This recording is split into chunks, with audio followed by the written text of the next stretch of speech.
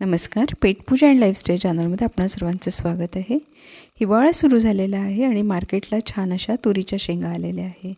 तर आज आपण ओल्या तुरीच्या दाण्यांपासून कढी गोळे कसे करायचे ते बघतो आहे.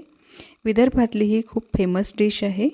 प्रत्येक घरी कढी गोळे बनतात आणि घरातले प्रत्येकजण आवडीने खातात. हिवाळ्यात कढी गोळे केले नाही असं एकही घर राहत नाही. तर हे कढी गोळे कसे करायचे आपण बघतो आहे. तुरीच्या शेंगांचे आपण दाणे काढून घेतलेले आहे. तर याप्रमाणे हे तुरीच्या शेंगांचे दाणे असतात.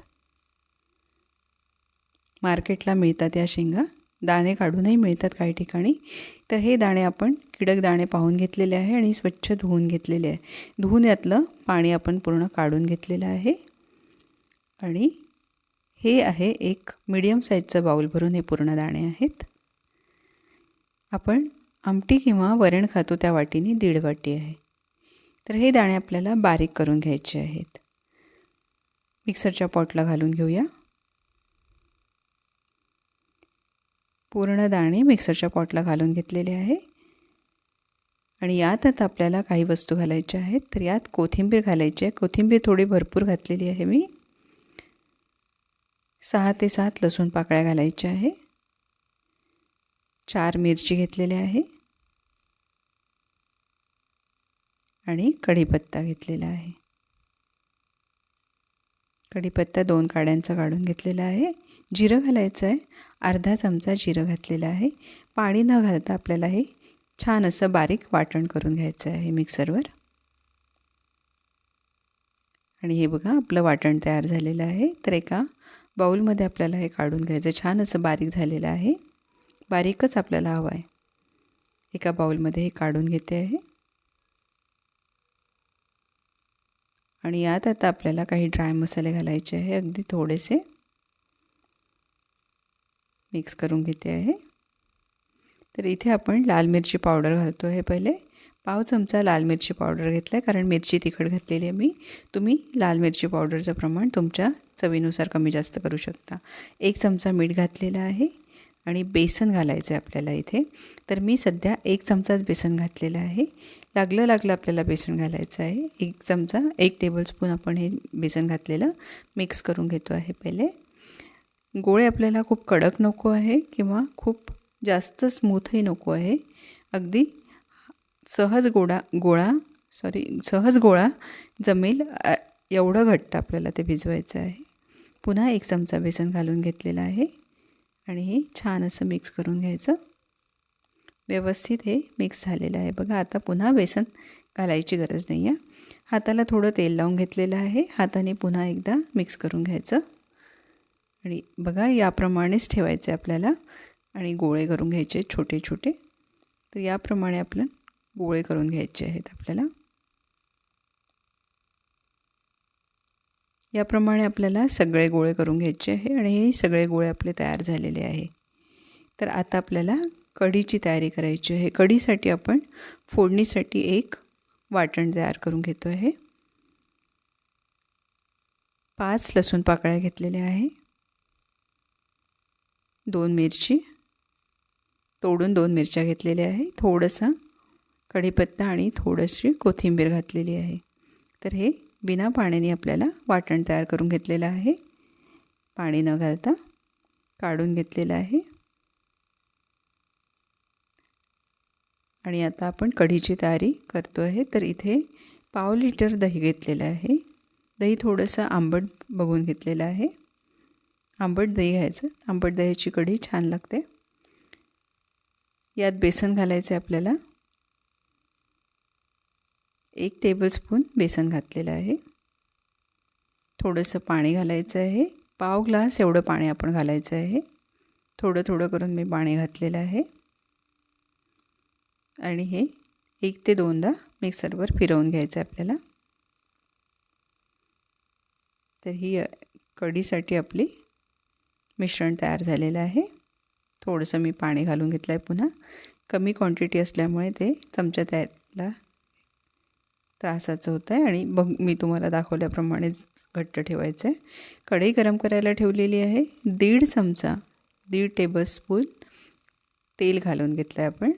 तेल गरम झालं की मोहरी घालायची पाव चमचा. मोहरी तडतडली की जिरं घालायचं पाव चमचा आणि आता हिंग घालायचं आहे पाव चमचा. एक मिरची घातलेली आहे तोडून आणि मिक्सरवर केलेलं वाटण घालून घेतलेलं आहे. व्यवस्थित तेलामध्ये होऊ द्यायचं. साधारण 2 मिनिटपर्यंत मीडियम फ्लेमला होऊ द्यायचं आहे. आणि यात आता आपल्याला थोडीशी हळद घालायची आहे. अगदी पाव चमचापेक्षाही कमी घातलेली आहे. यात आपल्याला कढीपत्ता घालून घेतलेला आहे. एक काडीच घालून घेतलेली आहे आणि कढीचं मिश्रण आपण इथे घालून घेतलेलं आहे. व्यवस्थित मिक्स करून घ्यायचं. हे बघा, पाणी गरम करायला ठेवलेलं आहे. आपल्याला इथे कढीसाठी पाणी गरम वापरायचं आहे. इथे मी 1 ग्लास पाणी घालून घेतलेलं आहे. मिक्सरच्या पॉटला 1 ग्लास पाणी घातलं होतं, ते घालून घेतलं. पाणी गरम घातलेलं आहे. व्यवस्थित असं मिक्स झालं. पुन्हा मी पाणी घातलेलं आहे. थोडं थोडं करून पाणी घालायचं आहे आपल्याला. ही कढी आपल्याला घट्ट नको आहे, थोडीशी पातळच पाहिजे आहे. 1 चमचा मीठ घातलं आहे. तुम्ही चवीनुसार कमी जास्त करू शकता. थोडीशी कढी पातळ ठेवायची, कारण गोळे टाकल्यानंतर कढी पुन्हा घट्ट येत असते. छान अशी खळखळ उकळी येऊ द्यायची. खळखळ उकळी आल्यानंतरच गोळे टाकायचे आपल्याला.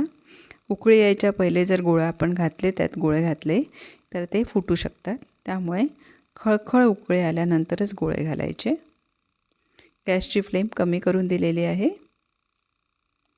सगळे गोळे घालून जरी झाले तरी चमचा लावायचा नाही आपल्याला. 2 मिनिट असेच कढीमध्ये त्यांना उकळू द्यायचं. 2 मिनिटानंतरच आपल्याला चमचा लावायचा आहे. छान असा कढीला उकळी आलेली आहे. आणि आता आपण एकदा बघून घेऊ तर आपले गोळे छान आहे. एकही गोळा आपला फुटलेला नाही आहे, तुम्ही बघू शकता. कढी पण आपल्याला पाहिजे त्या पद्धतीनेच घट्ट आलेली आहे. झाकण झाकून मंद गॅसवर आपल्याला साधारण 4 मिनिटपर्यंत आपल्याला हे उकळून घेतलेलं आहे. 4 मिनिट आपण हे उकळून घेतलं आणि बघा, छान अशी कढी आपली झालेली आहे आणि गोळे पण छान शिजलेले आहेत. कोथिंबीर घातलेली आहे. कढी गोळे आपले तयार झालेले आहे आणि याला आपल्याला तडका द्यायचा आहे. आता तर तडका द्यायसाठी मी कढई गरम करायला ठेवली आहे. छोटी कढई आहे माझ्याकडे. तर यात 1 चमचा तेल घालून घेतलेलं आहे. तेल गरम होऊ द्यायचं. तेल गरम झालं की यात आपल्याला मोहरी घालायची आहे पाव चमचा. मोहरी तडतडली, छान अशी तडतडली तर यात आपल्याला जिरं घालून घेतलेलं आहे. थोडासा हिंग, 2 मिरच्या घालून घेतल्या आहे आणि कढीपत्ता घालून घेतलेला आहे.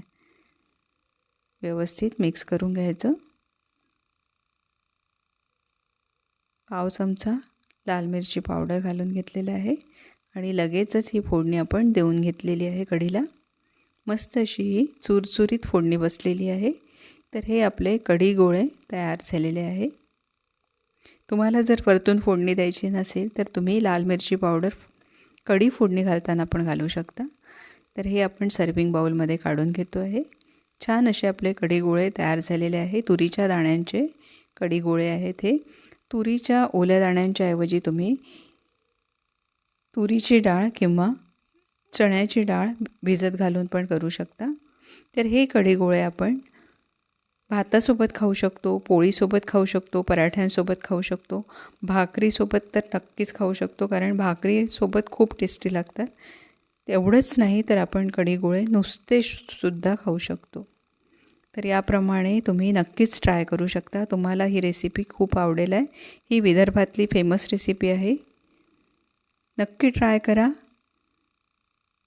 कढी गोळे आवडले तर मला कमेंट करून कळवा. व्हिडिओ आवडला असेल तर व्हिडिओला लाईक करा, जास्तीत जास्त शेअर करा. अजूनपर्यंत सबस्क्राईब केलं नसेल तर प्लीज सबस्क्राईब करा. सोबतचं बेल आयकॉन प्रेस करा, जेणेकरून येणाऱ्या व्हिडिओची नोटिफिकेशन तुम्हाला मिळेल आहे. पुन्हा भेटू एका नवीन व्हिडिओसोबत. थँक्यू.